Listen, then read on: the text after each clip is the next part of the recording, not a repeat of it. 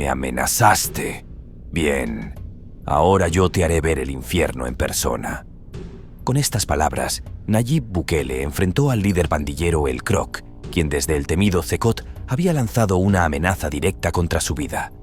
La respuesta de Bukele no solo estremeció a las pandillas, sino que dejó claro que su guerra contra el crimen no tiene vuelta atrás. Quédate hasta el final, porque lo que revelaremos sobre este enfrentamiento cambiará tu perspectiva sobre la lucha contra el crimen organizado. Raúl El Croc Garrobo era mucho más que un simple líder pandillero. Era una leyenda del inframundo salvadoreño, conocido por su astucia y crueldad. A pesar de meses encerrado bajo vigilancia constante en el CECOT, su espíritu seguía intacto. Para El Croc, las paredes de su celda no eran más que un nuevo desafío. Desde el momento en que fue trasladado allí, juró encontrar la manera de vengarse del hombre que había desmantelado su imperio, el presidente Nayib Bukele. La prisión había sido diseñada para quebrar incluso al más fuerte. Sin privilegios, con comunicaciones bloqueadas y movimientos estrictamente controlados, El Croc parecía estar aislado del mundo. Pero si algo había aprendido en su vida de crimen, era que siempre existía una grieta, un punto débil, y él estaba decidido a explotarlo. Con el tiempo, usando sobornos y promesas calculadas, logró ganarse la confianza de un puñado de guardias corruptos. A cambio de dinero y la ilusión de un futuro brillante bajo su mando, estos hombres accedieron a sus demandas. Una noche, uno de ellos le entregó un antiguo teléfono móvil, un dispositivo rudimentario, pero suficiente para lo que planeaba. Durante semanas, en la penumbra de su celda, El Croc redactó un mensaje que sería su golpe maestro. Cada palabra estaba cargada de rabia, pero también de estrategia. Sabía que no podía parecer desesperado. Debía proyectar poder y control, incluso desde su encierro. El mensaje, dirigido directamente a Bukele, comenzaba con una declaración escalofriante. Nayib Bukele, crees que me has enterrado, pero lo único que has hecho es darme tierra para construir mi escape. Te pagaré por cada gota de sudor y sangre que me has quitado. Esto es solo el principio de tu caída. Con ese inicio, El Croc buscaba no solo intimidar al presidente, sino también reafirmar su posición como un líder indomable. Continuó con amenazas detalladas. ¿Crees que estás seguro tras tus muros y tus guardias? Tus días están contados, Nayib. Estoy dentro de estas paredes, pero mi influencia sigue viva en las calles. Cada uno de tus movimientos es observado. Cada paso que das es una oportunidad para acercarme a ti. Escaparé, Nayib, y cuando lo haga, será tu final. El mensaje fue enviado a través de una red clandestina y llegó a uno de los aliados de El Croc fuera de la prisión. Desde allí, fue entregado directamente al despacho presidencial. En el momento de recibirlo, Bukele estaba reunido con su gabinete de seguridad. Un asesor interrumpió la sesión y le entregó el mensaje. El presidente lo leyó en silencio, con los ojos fijos en el papel, su mandíbula apretada. La ira comenzó a acumularse en su rostro, pero también una sombra de preocupación. Golpeando la mesa con fuerza, Bukele exclamó: ¿Cómo diablos logró enviar esto desde la cárcel? Su voz resonó en la sala, haciendo que todos los presentes se miraran nerviosamente. La seguridad del CECOT había sido diseñada para ser impenetrable, pero El Croc había logrado lo impensable. Bukele ordenó una investigación inmediata. Quiero que revisen cada celda, a cada guardia, cada rincón. Si alguien está colaborando con él, quiero que lo saquen de inmediato.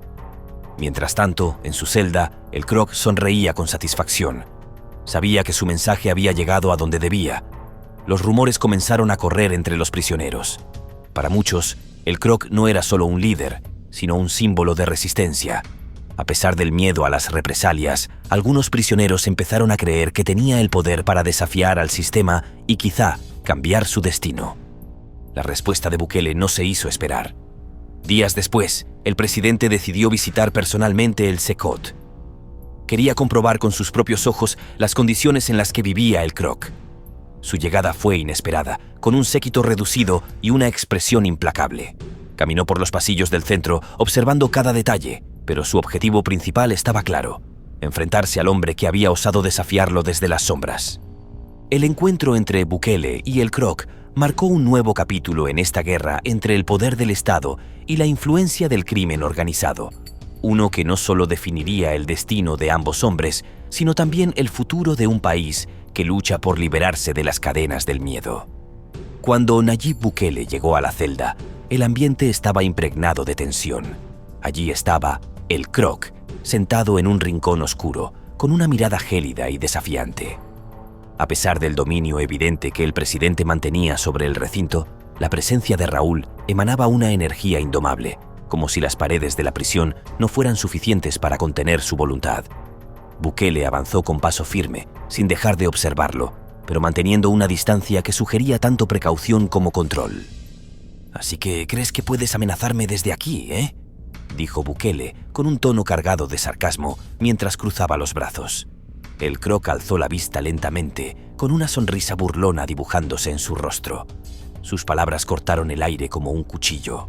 «No es una amenaza, presidente. Es una promesa. Tú iniciaste esta guerra, y yo la voy a terminar». Bukele, manteniendo la calma, replicó con firmeza: «Te aseguro que no saldrás de esta cárcel».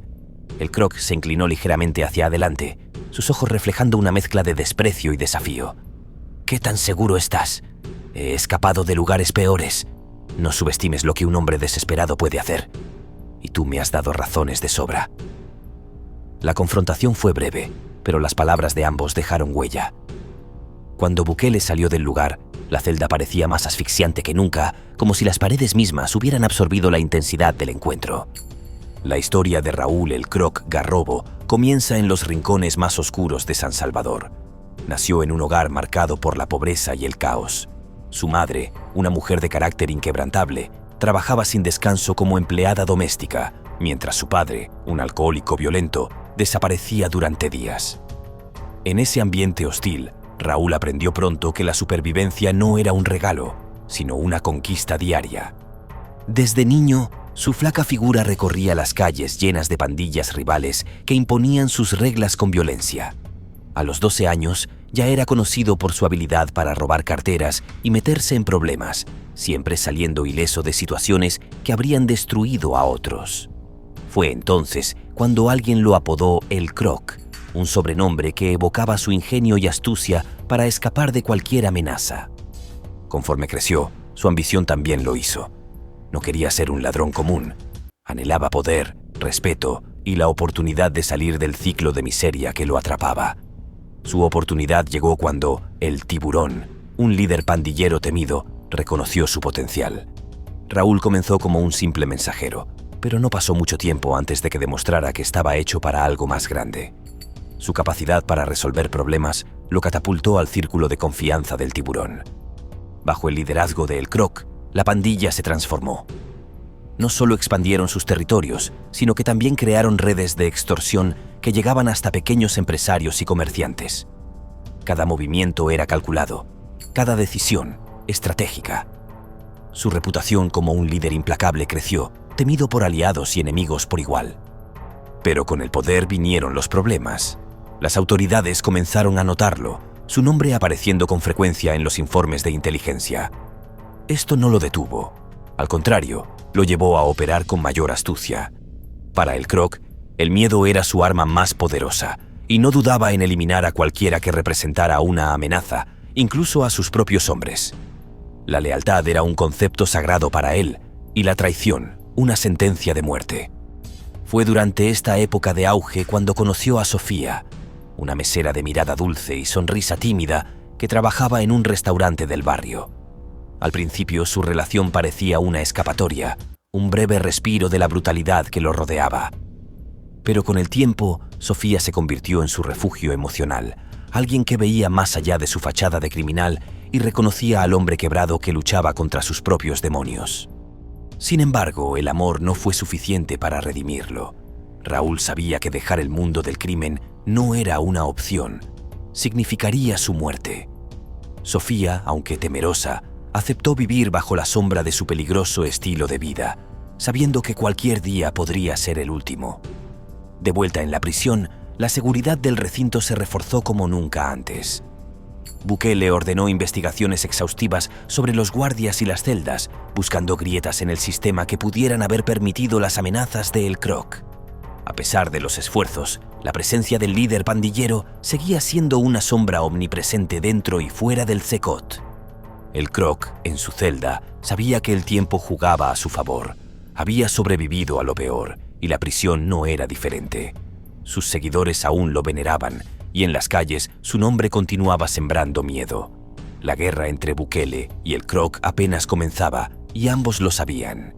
La noche que marcó el principio del fin para el Croc no comenzó con signos de tragedia, sino con una ambición desbordada. Junto a su pandilla había diseñado un plan audaz y temerario: robar un cargamento de armas custodiado por el ejército. Estas armas, pensaba, serían la llave para consolidar su dominio en las calles, un golpe que los colocaría en la cúspide del poder criminal. El operativo estaba milimétricamente calculado, movimientos precisos, contactos aceitados, rutas de escape listas. En un principio todo marchó como un reloj suizo. Neutralizaron la vigilancia, aseguraron el cargamento y se disponían a desaparecer bajo la sombra de la noche. Pero la traición ya estaba sembrada entre ellos.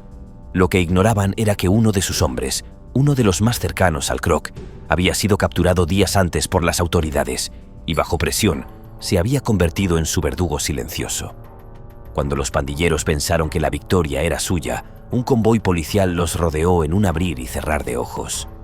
Lo que siguió fue un infierno de balas y gritos. Durante más de una hora, el enfrentamiento estremeció el barrio. Al final, el suelo quedó sembrado de cuerpos. Varios de sus hombres cayeron, y el Croc, aunque logró sobrevivir, llevaba consigo heridas que gritaban su derrota. Gravemente herido, se arrastró hasta una de las casas de seguridad de su pandilla. Necesitaba atención médica, y rápido, pero incluso los más temidos pueden cometer errores letales. Confiando en el hombre equivocado, el Croc ordenó que lo llevaran con un médico clandestino, ignorando que su supuesto aliado ya había entregado su alma a las autoridades. La ubicación del Croc fue revelada y el cerco se cerró sobre él. Horas después, el eco de las sirenas rompió la noche. Un operativo espectacular rodeó la casa. Aunque intentó resistirse, su cuerpo destrozado no pudo más. La captura del Croc fue un triunfo colosal para la administración de Nayib Bukele, el trofeo perfecto en su cruzada contra las pandillas. El arresto del Croc fue más que un golpe para su persona, fue una sentencia de muerte para su imperio. Sin su liderazgo, la pandilla se fragmentó. Sus antiguos aliados comenzaron a disputarse el control, mientras los enemigos juraban venganza y devoraban sus territorios como buitres. Lo que una vez fue un imperio temido, ahora era un caos en descomposición. Para el Croc, el final no fue rápido ni glamuroso. Fue trasladado al Secoct, una prisión diseñada como una jaula para los líderes más peligrosos del país. Allí, los muros no solo lo despojaron de su libertad, sino también de su poder. Sin armas, sin aliados, sin su máscara de invencibilidad, se convirtió en un número más, un hombre reducido a su esencia más básica, un prisionero enfrentando el peso de las decisiones que lo llevaron allí. El Croc yacía en su celda, su cuerpo cubierto de moretones y cicatrices que rara vez recibían la atención médica que necesitaba. En más de una ocasión, había sido dejado tirado en el suelo, inconsciente, solo para ser arrastrado de regreso a su celda como si fuera un saco de basura. Sin embargo, lo que realmente lo desmoronaba no eran las heridas físicas, sino la agonía del aislamiento. Aunque el Secot albergaba a otros prisioneros, él se encontraba sometido a un confinamiento extremo, sin poder interactuar con nadie. Cualquier intento de comunicación era castigado sin piedad. Las paredes de su celda parecían cerrarse cada vez más sobre él, y el silencio absoluto, interrumpido solo por los pasos de los guardias, se volvía ensordecedor. No tenía libros, ni cartas, ni siquiera una simple rendija de luz por donde pudiera asomarse el sol. Solo existía él y su mente, que comenzaba a jugarle malas pasadas. A medida que el tiempo pasaba, el Croc empezó a perder la noción de la realidad. Los días y las noches se confundían en una rutina insoportable, marcada por castigos, hambre y una soledad insoportable. Las pocas veces que lograba cerrar los ojos, los guardias lo despertaban con gritos y golpes en las rejas de su celda. Su cuerpo estaba tan débil que simplemente ponerse de pie se había convertido en una tarea agotadora. Pero lo que más lo destrozaba era que, a pesar de su implacable fortaleza mental, su voluntad comenzaba a quebrarse. Había sido un hombre que siempre había controlado su destino, pero ahora era solo un prisionero, a merced de un sistema diseñado para aniquilarlo. La privación de alimentos no solo debilitó su cuerpo, sino también su mente. En su estado de hambre extrema, comenzó a alucinar. Veía sombras moviéndose en su celda, escuchaba voces que lo llamaban por su nombre e incluso sentía como si alguien lo tocara mientras dormía. Desesperado, intentó racionar el poco alimento que le daban, pero este apenas alcanzaba para cubrir las necesidades más básicas de su cuerpo. En más de una ocasión, se encontró recogiendo migas del suelo, intentando calmar un hambre que parecía consumirlo, tanto física como espiritualmente. Después de semanas de tortura ininterrumpida, un día lo sacaron de su celda y lo llevaron a una sala de interrogatorios. Frente a una cámara, lo obligaron a grabar un mensaje en el que se retractaba de sus amenazas contra Bukele. Su rostro demacrado, cubierto de heridas, era la representación perfecta de la derrota. Aunque sus palabras fueron forzadas, su mirada seguía reflejando un odio tan profundo que ni el infierno que vivía podía apagar. La declaración que había grabado, aunque forzada y humillante, no le otorgó la clemencia que él esperaba. De hecho, pareció tener el efecto contrario. En lugar de aliviar su sufrimiento, intensificó la ira de quienes lo mantenían prisionero. Los guardias, sabedores de su humillación pública, redoblaron la crueldad con la que lo trataban. La desesperación de sus días se convirtió en una rutina de tortura sistemática y psicológica. A cada paso que daba, el Croc sentía cómo su humanidad se desvanecía, aplastada bajo el peso de los constantes abusos. Pero lo que más le sorprendió fue el comportamiento de algunos de sus propios compañeros de celda. A pesar de estar rodeado por aquellos que compartían su destino, no todos parecían tratarlo con la misma indiferencia. Algunos lo miraban con compasión, con ojos que reflejaban la comprensión de un sufrimiento compartido, pero otros lo veían con una mezcla de burla y disfrute. Durante sus traslados, cuando los guardias no estaban cerca para supervisar, escuchaba las risas provenientes de otras celdas, como si su miseria se hubiera convertido en el espectáculo preferido de los demás prisioneros.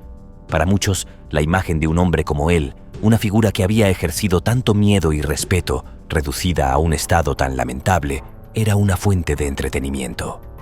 En más de una ocasión, mientras lo arrastraban de regreso a su celda, aún con el cuerpo golpeado y su rostro marcado por la violencia, las risas de los demás se filtraban a través de las gruesas paredes del penal.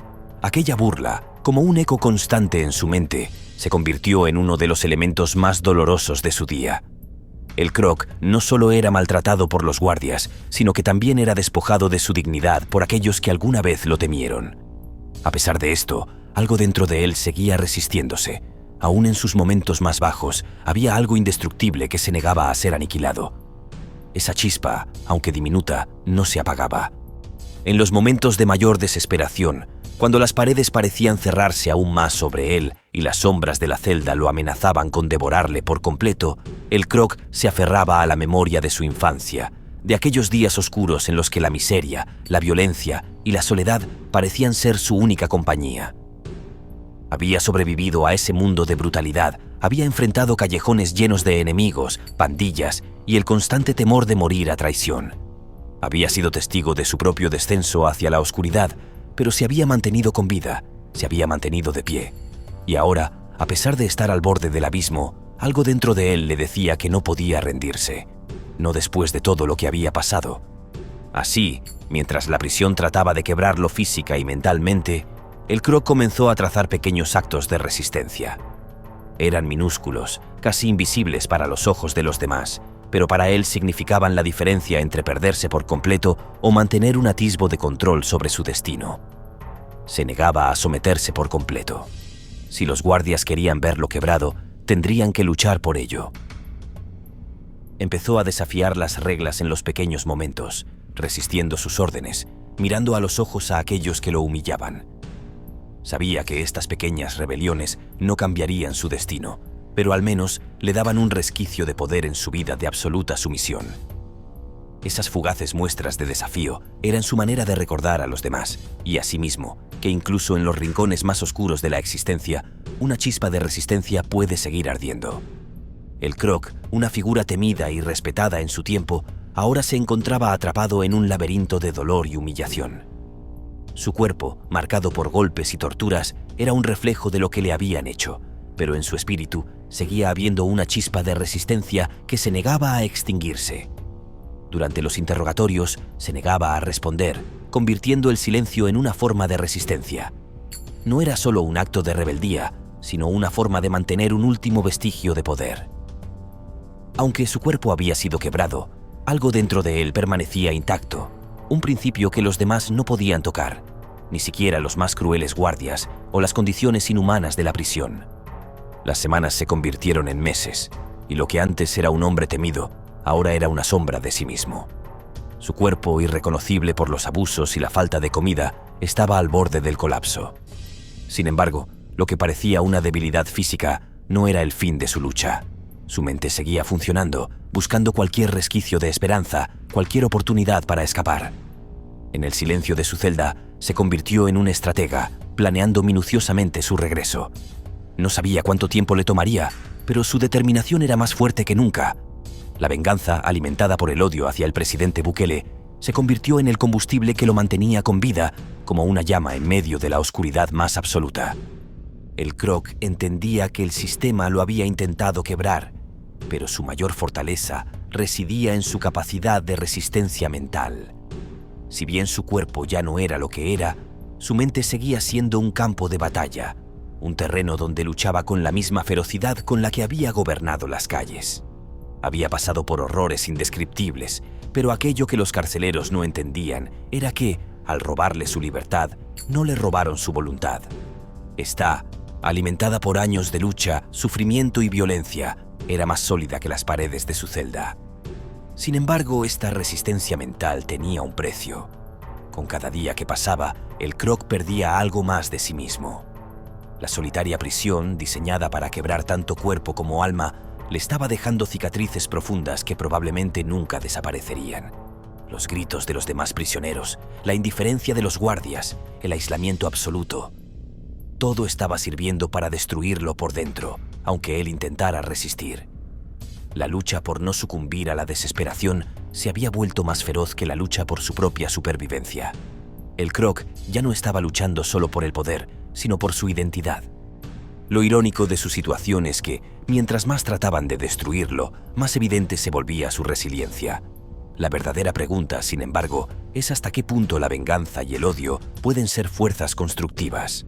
El Croc se mantenía vivo gracias a estos sentimientos, pero ¿qué quedaría de él cuando finalmente lograra escapar o fuera liberado? ¿Realmente regresaría al control que una vez tuvo o su humanidad ya habría sido irremediablemente destruida en el proceso? Esta es la tragedia de muchos hombres como él, atrapados en sistemas diseñados para deshumanizarlos. Aunque sobreviven, lo que pierden en el camino es mucho más que su libertad. ¿Qué te parece la forma que tiene Bukele de tratar con los delincuentes de su país? Me encantaría conocer tu opinión en los comentarios. Si no quieres perderte más contenido exclusivo como este, suscríbete, dale me gusta y activa la campanita de notificaciones. Nos vemos en el próximo video.